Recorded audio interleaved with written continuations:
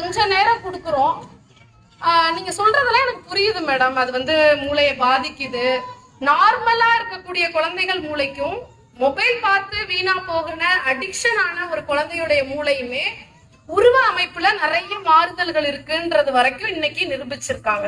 So எப்படிதான் அந்த அடிக்ஷனை நாங்க நிறுத்துறது மேடம் அப்படின்னா, எப்பயுமே குழந்தைகள்கிட்ட நம்ம ஒரு பிஹேவியர் வரணும்னு நம்ம எதிர்பார்க்கிறோம் அப்படின்னா அதை முதல்ல நம்ம வர வச்சுக்கணும்.